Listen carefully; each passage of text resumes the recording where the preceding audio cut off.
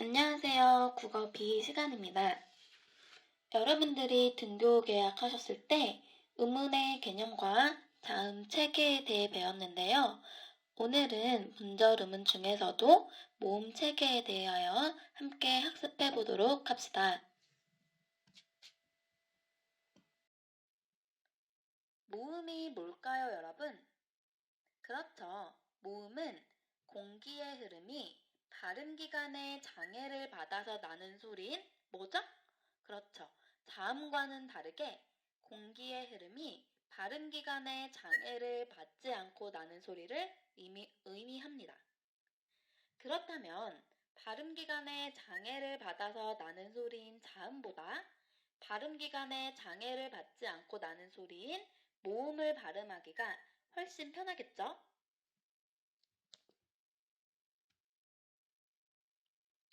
다음은 모음의 종류에 대해서 보도록 하겠습니다.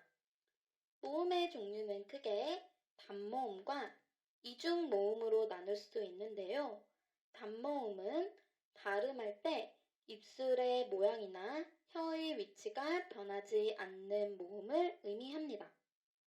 아, 어, 오, 우, 으, 이, 에, 왜, 위 이렇게 10가지의 단모음이 있습니다. 이중모음은 발음할 때 입술의 모양이나 혀의 최고점의 전후 위치, 그리고 혀의 높이가 변하는 모음을 의미하는데요. 야, 여, 요, 유, 예, 와, 왜, 워, 왜, 의 이렇게 11가지의 이중모음이 있습니다.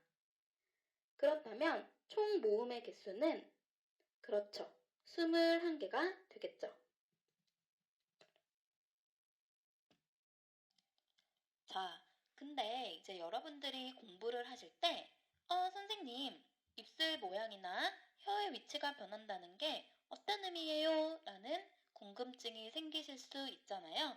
그래서 선생님이 단모음 체계표를 가지고 2가지 이중모음을 예로 들어서 설명하도록 하겠습니다. 먼저 요라는 이중모음입니다. 여러분, 요는 단모음 이와 단모음 오가 결합하여 이루어진 이중모음인데요. 이요, 요 이렇게 빠르게 발음을 해보시면 요라고 발음이 나는 것을 알 수 있으실 겁니다. 단모음 체계표를 보시면 이는 전설 모음이자 평순 모음이자 고모음이고 오는 후설 모음이자 원순 모음이자 중모음입니다. 그렇다면 2에서 5를 옮겨 발음할 때 혀의 최고점의 전후 위치, 혀의 높이뿐만 아니라 입술 모양까지 바뀐다는 사실을 알 수 있습니다.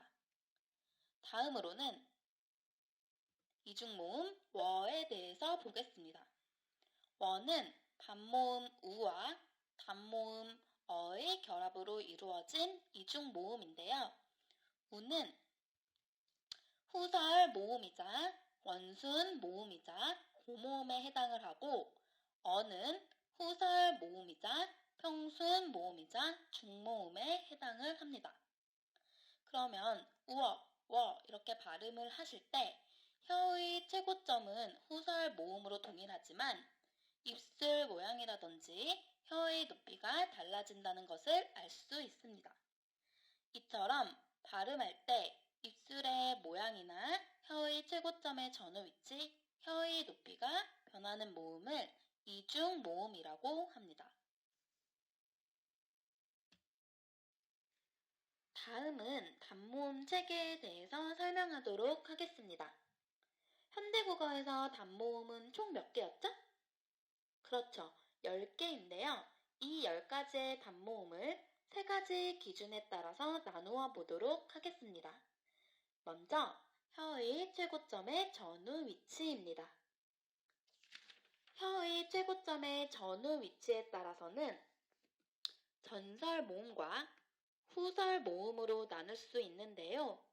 전설 모음은 혀의 최고점이 앞쪽에 있을 때 소리나는 모음으로 이, 에, 위, 왜가 있습니다.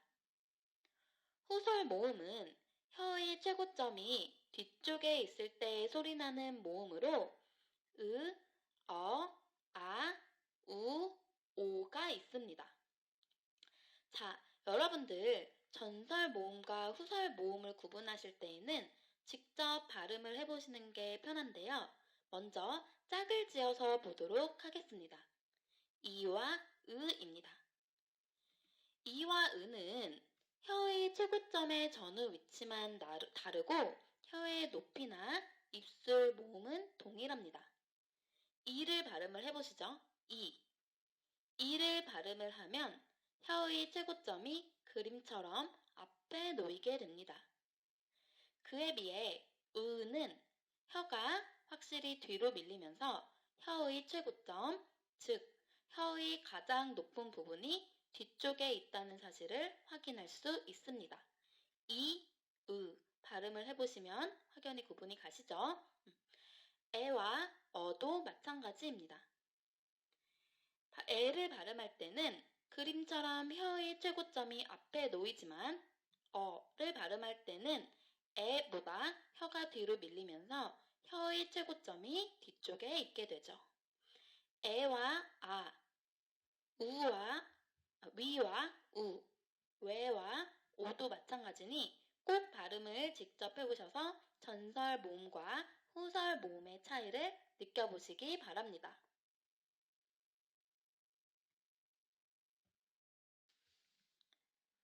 자, 두 번째 기준은 혀의 높이입니다.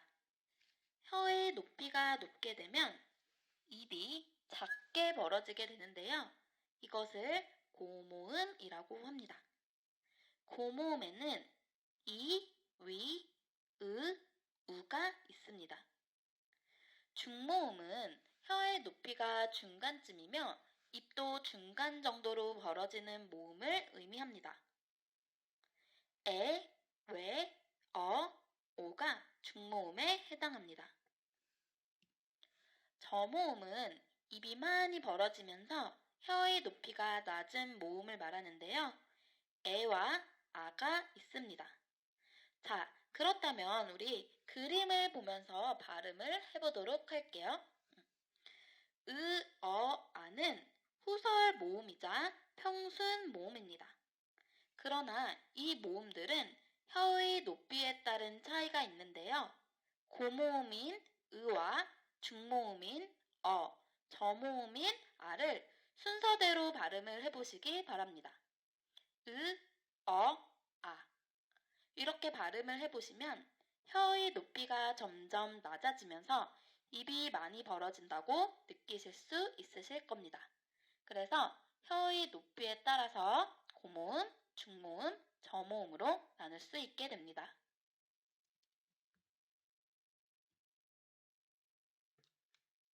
자, 마지막으로 입술 모양에 따라서 단모음을 나누어 보도록 하겠습니다.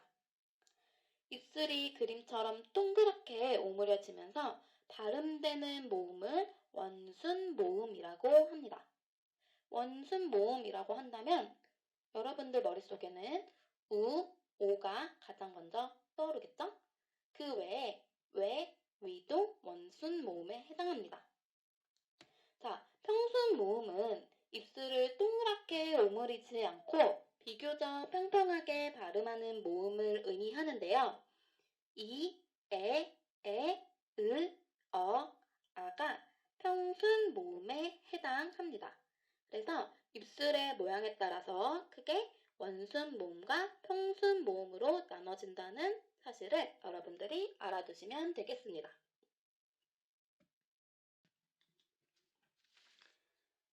자, 혀의 최고점의 전후 위치, 입술 모양, 혀의 높이 이 세 가지 기준에 따라서 나누어 본 단모음을 체계적으로 정리한 표입니다.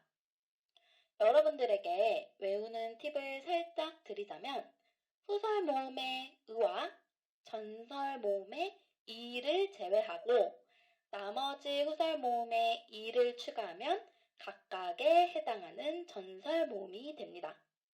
예를 들어서 후설 모음이자 원순 모음, 고모음인 우에 이를 붙이면 전설 모음이자 원순 모음, 고모음인 위가 되죠.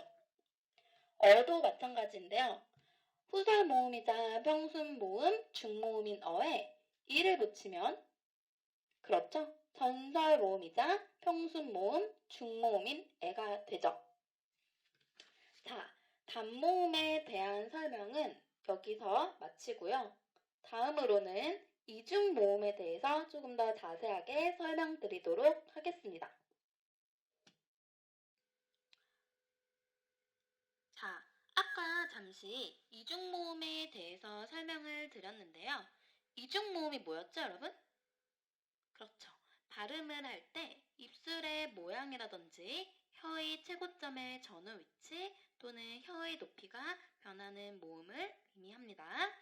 자, 이중 모음의 구성은 단모음과 반모음의 결합으로 이루어지는데요. 반모음이라는 것은 발음 기관에 장애를 받지 않는다는 점에서는 모음과 비슷하지만 홀로 발음되지 못하고 반드시 다른 모음에 붙어야지만 발음될 수 있는 모음을 의미합니다. 반모음은 크게 이 계열과 오우 계열로 나누어 볼 수 있습니다. 이 계열의 단모음으로는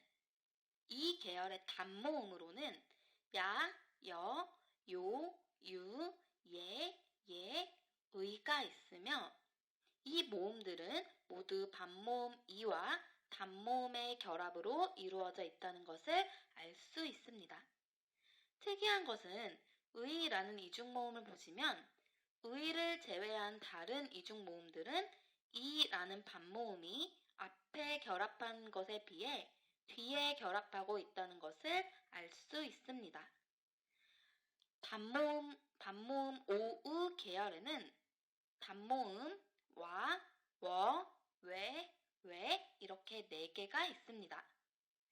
여러분들의 이해를 돕기 위해서 각각의 반모음이 어떤 반모음과 결합되어 있는지 적어 놓았으니 참고하시기 바랍니다. 자, 이로써 우문의 개념 그리고 자음 체계, 모음 체계와 관련된 수업이 모두 끝났는데요. 여러분들이 다음 등교하는 첫 시간에 이 내용과 관련하여 슬기 수행평가를 보도록 하겠습니다. 평가 기준을 참고하시고요. 단락을 구분하셔서 조건에 맞게 쓰시면 되는데 일시는 6월 17일부터 잘못 나왔죠? 19일 사이에 보도록 하겠습니다. 이와 관련된 내용은 밴드에 올려놓을 테니 다시 한번 확인하시기 바랍니다. 고생 많으셨습니다.